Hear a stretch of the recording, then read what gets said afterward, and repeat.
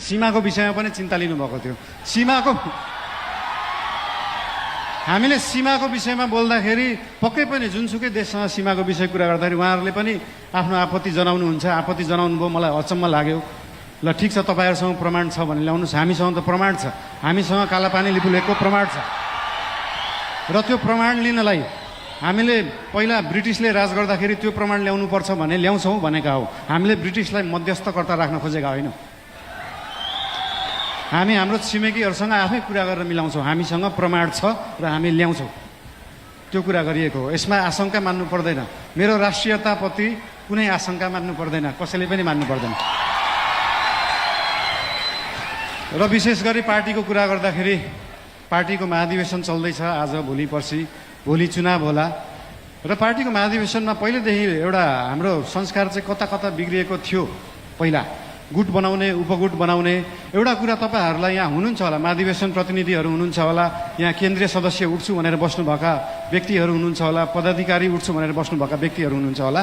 तपाईँहरूलाई एउटा कुरा स्पष्ट के भन्न चाहन्छु भने एउटा राम्रो नेता बन्नलाई, एउटा राम्रो राजनीतिज्ञ बन्नलाई जनताको आस्था, जनताको माया जित्नुपर्छ, कुनै समूहको मायालाई हुँदैन। त्यही भएर समूह बनाउने पछाडि नलाग्नु होला। त्यस्तो बिउ अहिले नै नरोप्नु कि त्यो बिउ भोलि रुख बनेर बिचबाट फाड्नु परोस्।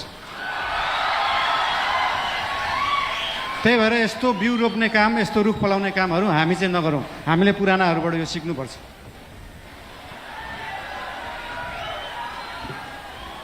र एउटा कुरा के भन्न चाहन्छु भने हामी नयाँ पार्टी हौ, नयाँ सोचले गर्दा हामीले हरेक चुनावमा गएर एउटै एजेन्डा बोकेर जाने। सुशासन ल्याउँछु भनेको छ, सुशासनको लागि एजेन्डा बोकेको छ। सुकुम्बासी समस्या हटाउँछु भनेको छ। हामीले यही कार्यकालमा सुकुम्बासी समस्या समाधान गर्छौँ, यही कार्यकालमा सहकारी समस्या समाधान गर्छौँ। अर्को चुनावमा फेरि यही एजेन्डा बोकेर जाँदैनौँ। अर्को चुनावमा नयाँ एजेन्डा बोकेर जाने हो।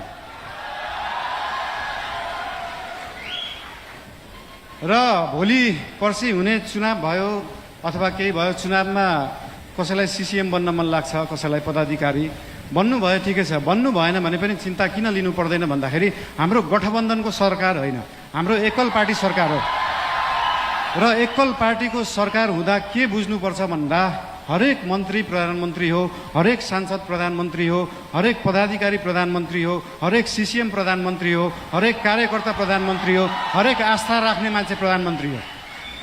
भोलि तपाईँले सिसिएम जित्नु भएन, म सिसिएम भएको भए यो गर्थेँ भन्ने छ भने आउनुहोस्, भन्नुहोस्, पार्टीलाई भन्नुहोस्।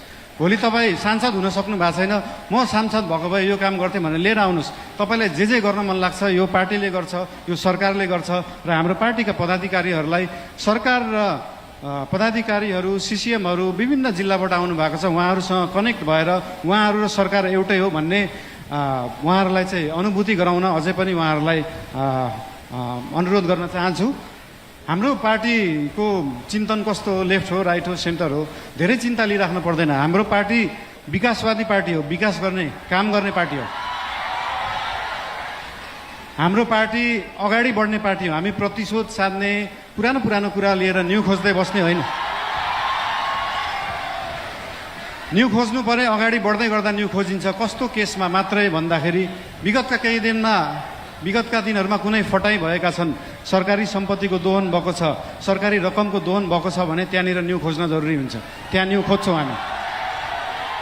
र त्यो न्यू खोज्दै गर्दाखेरि अख्तियारलाई 5 घन्टा सोधपुछ गर्नुपर्छ, सरसल्लाह लिनुपर्छ भने हामी 5 घन्टा मात्रै होइन, 5 वर्ष गर्छौँ।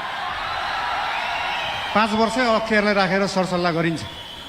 त्यसमा चिन्ता लिइराख्नु पर्दैन। हामीले नियम कानुन मिच्दैनौँ, नियममा बसेरै काम गर्छौँ, नियमभन्दा बाहिर जाँदैनौँ। हाउभाउ हेर्दाखेरि यस्तो सोसल मिडियाहरू हाउभाउ हेर्दाखेरि अलिकति अनियन्त्रित देखिएला, त्यो देखिएको मात्रै हो। सबै चिज नियन्त्रणमा छ, कुनै चिज आउट अफ कन्ट्रोल गएको छैन। चिन्ता कुनै विषयमा लिनु पर्दैन।